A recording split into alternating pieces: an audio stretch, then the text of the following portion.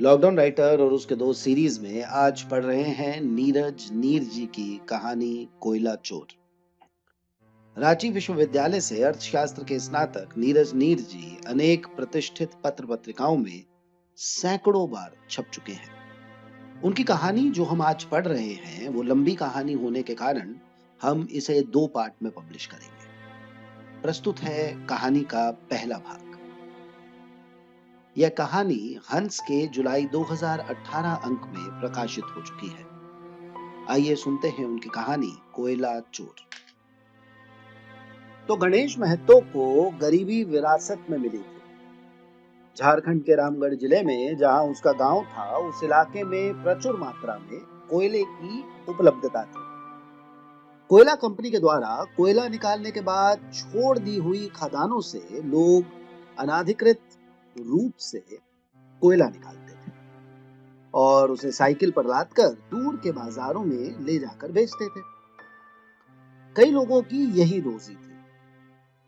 काम मेहनत का था, लेकिन घर चलाने का इंतजाम हो जाता था। लेकिन अपनी खराब आर्थिक स्थिति के बावजूद गणेश महतो के पिता ने कभी कोयले से अपने हाथ काले नहीं किए। उसके पिता रामचरित्र महतो एक स्थानीय मारवाड़ी की दुकान में नौकर थे। सुबह 10 बजे से रात 10 बजे की कठिन ड्यूटी के बाद वेतन सिर्फ इतना ही मिलता था कि किसी तरह से परिवार को 2 जून की रोटी मिल जाए। लेकिन अनेक परेशानियों के बावजूद ना वे खुद टूटे और ना उन्होंने कभी ईमानदारी का आदर्श अपनी जिंदगी में टूटने दिया। गणेश महतो की परवरिश इन्हीं आदर्शों के मध्य हुई। आर्थिक तंगी की वजह से गणेश महतो मैट्रिक से आगे पढ़ नहीं पाया। मैट्रिक तक भी किसी तरह ही पढ़ाई लिखाई हो पाई। वह भी दोपहर को मिलने वाले मध्याह्न भोजन के चक्कर में उसकी माँ सभी बच्चों को जबरन स्कूल पहुंचा दिया करती थी। तो सरकारी स्कूलों में आजकल पढ़ाई का जो हाल है, उसमें कोई बच्चा आखिर पढ़े भी तो कैसे। हेडमास्टर साहब कई सालों तक स्कूल की बिल्डिंग बनवाने में ही व्यस्त रहे थे। उसी में सीमेंट बालू का हिसाब किताब रखते बेचारे की हालत खराब रहती थी। उस पर भी कुल मिलाकर उनको घाटा ही हो जाता था। उनको अपने भविष्य निधि से निकालकर पैसा भरना पड़ता था।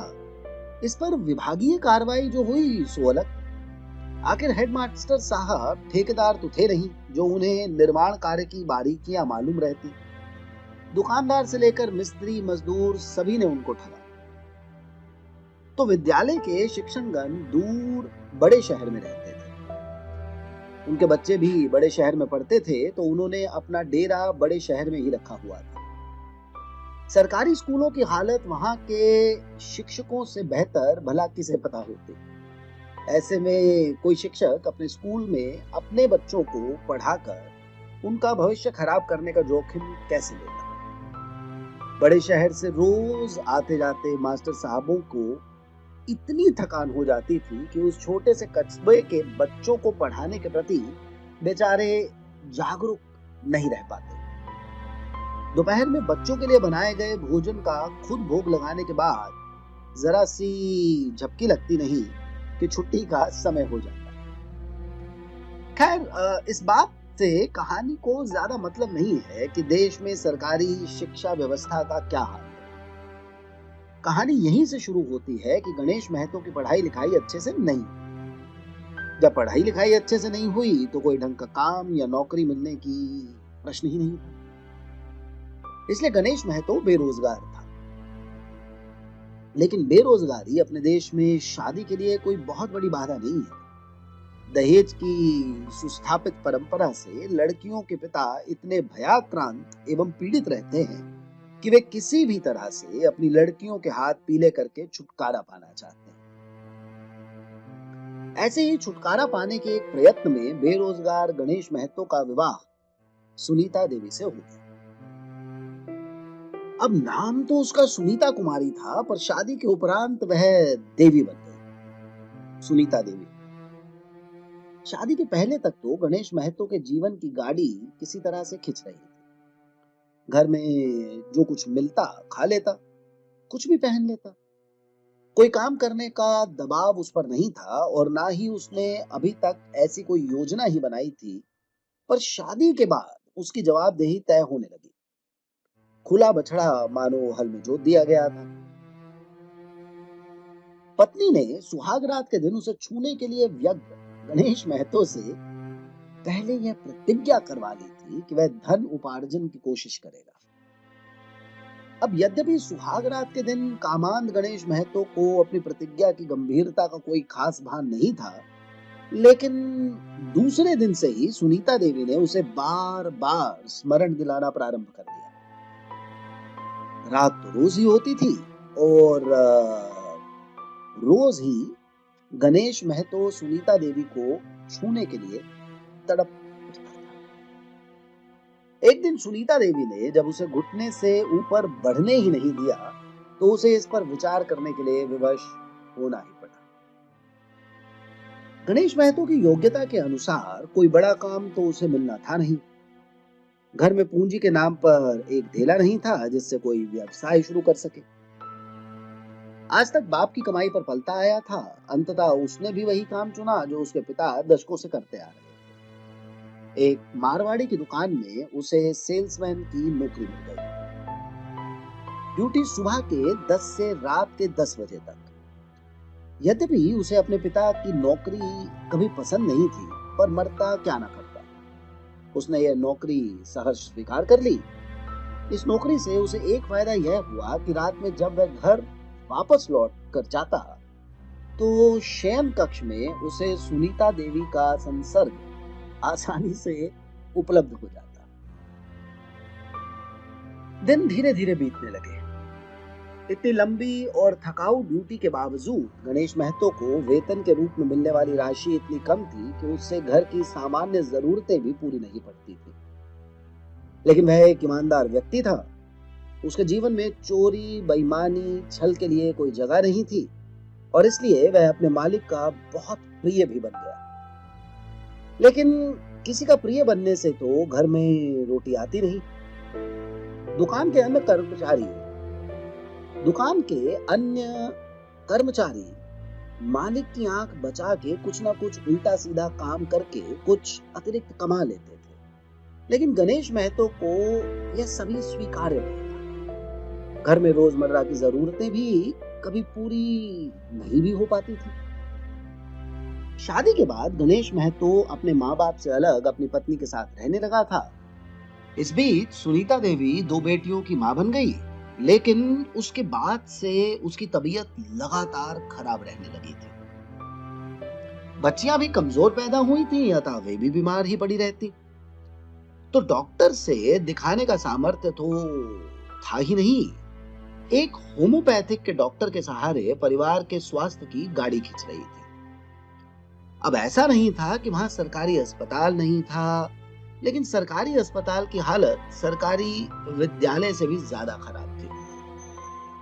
सरकारी विद्यालय में तो बच्चों की शिक्षा ही खराब होती थी। सरकारी अस्पताल के इलाज के बाद तो जान पर भी बनाती थी।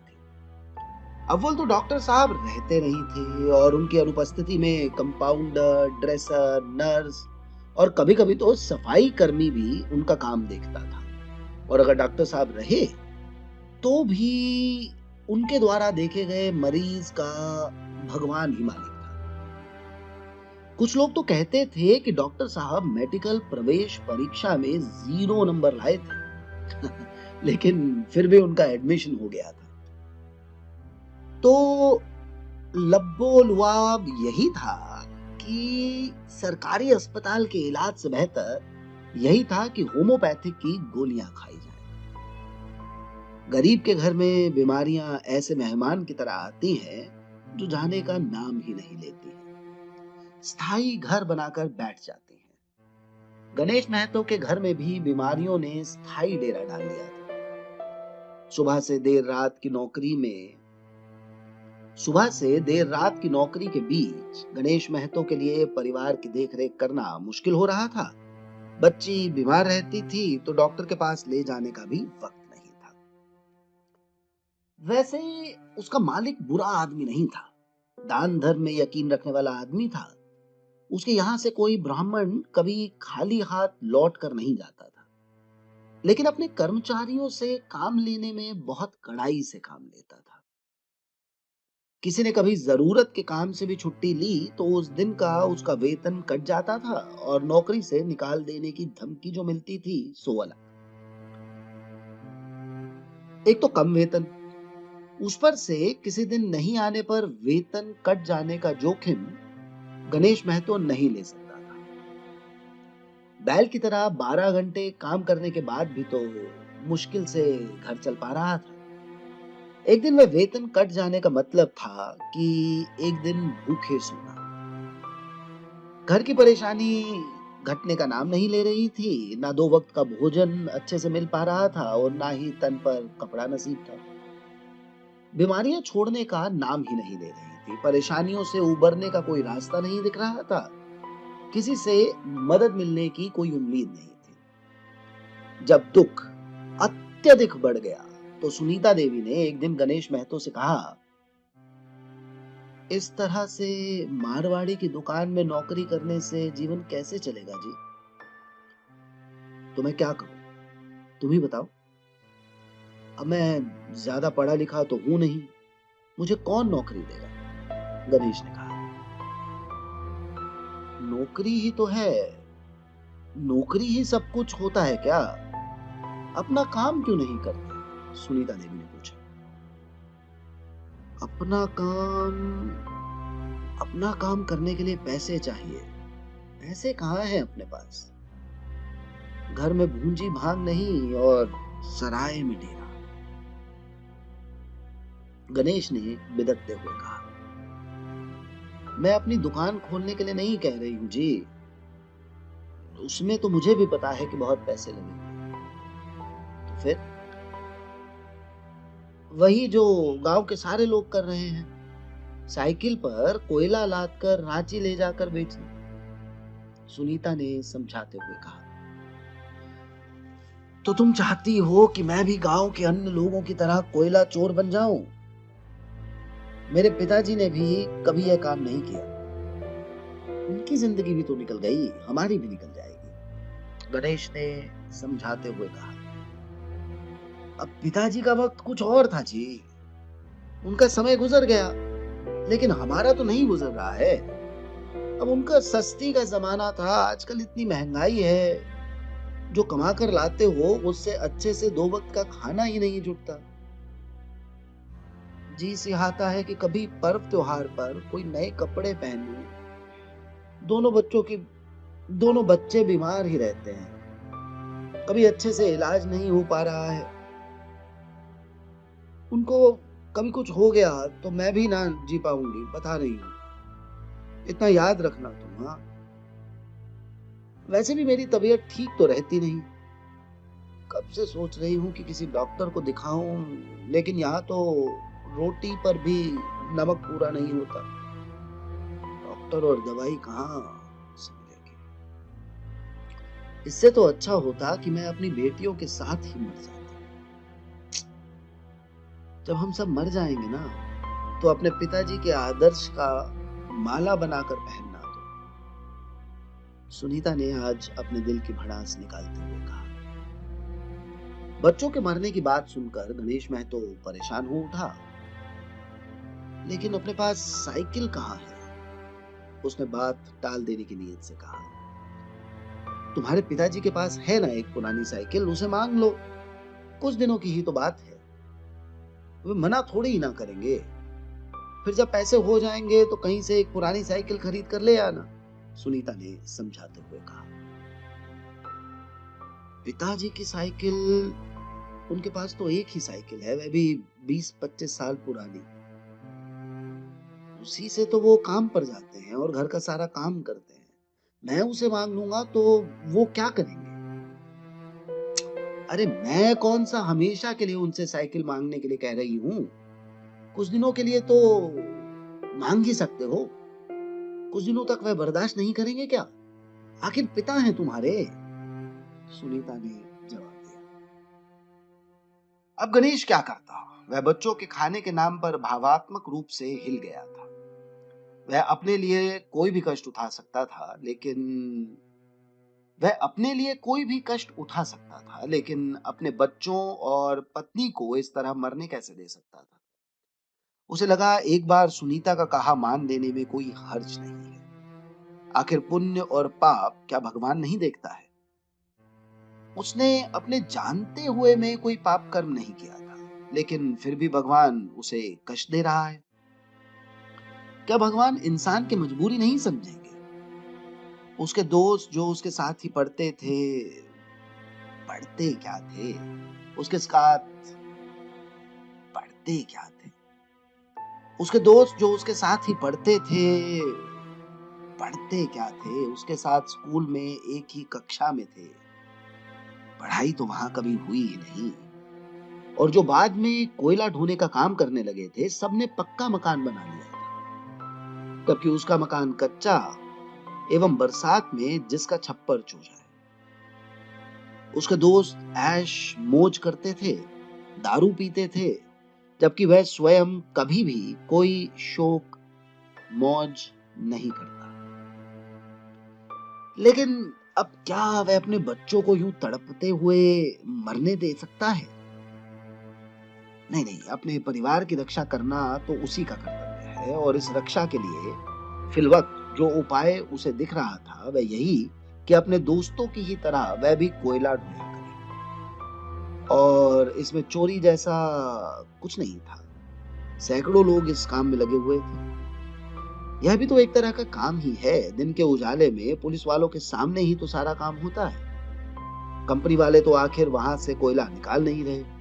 अगर वे लोग नहीं निकालेंगे तो वैसे ही रह जाएगा। यह सोचकर उसने अपने मन को मजबूत किया और सुनीता की सलाह पर अमल करने का निश्चय किया।